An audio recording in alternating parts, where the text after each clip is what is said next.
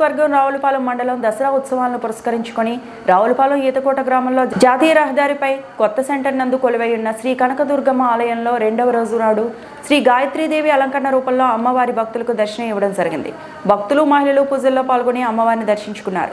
ఈ కార్యక్రమంలో దుర్గా సురేష్ నాయక్ సేవా యూత్ పాల్గొన్నారు.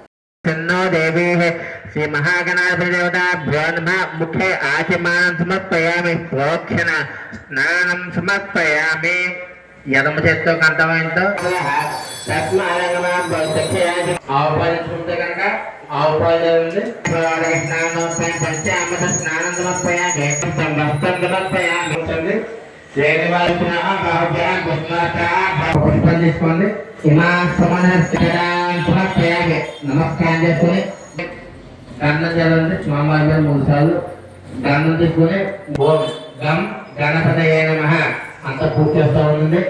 అక్షంతలతో కానీ పుష్పాలు